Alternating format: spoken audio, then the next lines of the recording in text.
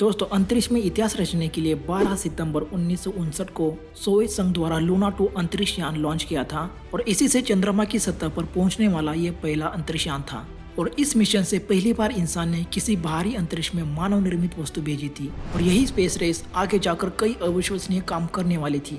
और 20 जुलाई 1969 को अमेरिका ने अपोलो लूनार मॉड्यूल ईगल को चांद पर उतारा, जिससे नील आर्मस्ट्रांग चंद्रमा पर कदम रखने वाले पहले इंसान बने। पर आज 53 सालों के बाद भी नासा ने फिर से इंसानों को चांद पर नहीं भेजा, पर अब नासा फिर से इंसानों को चांद पर बसाने और मून कॉलोनी बनाने की तैयारी में है। इसी बीच नासा ने अपोलो मिशन में लाई चांद की मिट्टी में पौधा उगाया है, जो एक ऐतिहासिक पल है जब हमने अंतरिक्ष की किसी दूसरी मिट्टी में कोई चीज उगाई हो। तो आज की इस वीडियो में हम इंसानों की इसी खोज पर बात करने वाले हैं, तो वीडियो को पूरा देखिए। और अगर आप इस चैनल पर नए हैं तो ऐसे मजेदार और नॉलेज से भरपूर देखने के लिए चैनल को सब्सक्राइब करके बेल आइकॉन क्लिक करें।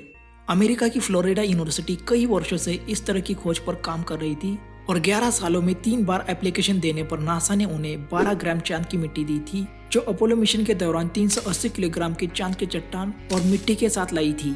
इसलिए वैज्ञानिक रो फेरल और एनालिसा पॉल ने अरबिडोफिसिस थलियाना के बीज चांद की मिट्टी में बोए और इन बीजों को अलग अलग करके लगाया गया, जिसमें हर एक पौधे में केवल 1 ग्राम चांद की मिट्टी मिलाई गई और इन नमूनों में पानी और पोषक तत्व मिलाए गए जो चांद की मिट्टी में नहीं होते।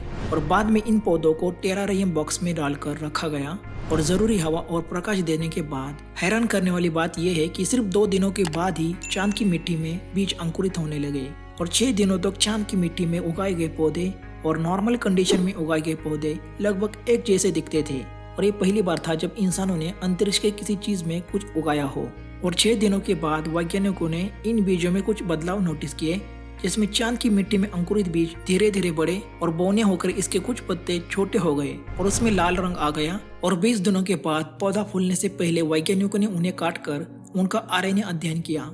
तो इस तरह से इंसानों ने चांद की मिट्टी में पौधा उगाकर एक नए दौर को जन्म दिया।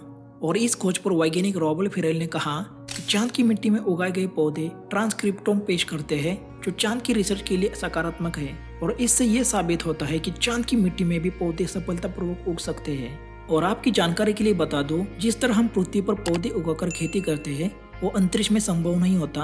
और चांद की मिट्टी, जिसे लूनार रिजोलिथ भी कहा जाता है, ये मिट्टी पृथ्वी की मिट्टी से अलग होती है, जिसमें ज्यादातर चट्टान, मिनरल्स और कांच के टुकड़े जैसे तत्व मिलते हैं। पर अब ऐसी खोज से लंबी दूरी के स्पेस मिशंस और चांद पर बस्ती बसाना भी आसान हो जाएगा, क्योंकि अंतरिक्ष में खाना खाना आसान नहीं होता और अंतरिक्ष में खाए जाने वाले खाने को लंबे समय तक टिकने के लिए डिस्पोजेबल पैकेज में पैक किया जाता है।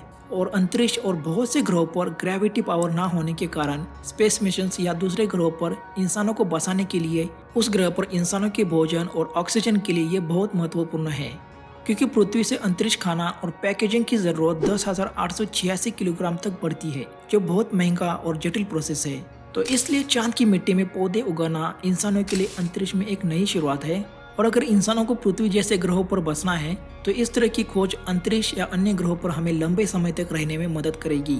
और इसी राह में 53 सालों के बाद 2025 में नासा आर्टेमिस मिशन के द्वारा चांद पर मानव बस्ती बसाने वाले हैं, जो इंसानों के लिए नया अवसर है, जिससे हम अनंत ब्रह्मांड में हमारे लिए पृथ्वी जैसा नया घर ढूंढ पाएंगे या मंगल जैसे किसी ग्रह को स्पेस फार्मिंग द्वारा रहने लायक बना पाए।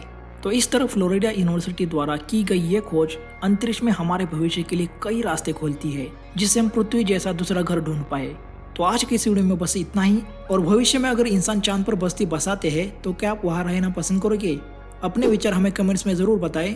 और ऐसी मजेदार और नॉलेज से भरपूर देखने के लिए एक्सट्रीम हिंदी को अभी सब्सक्राइब करके बेल आइकॉन क्लिक करें, जिससे हर नई मजेदार वीडियो का नोटिफिकेशन आप तक सबसे पहले पहुंचे। और वीडियो देखने के लिए आपका बहुत बहुत धन्यवाद।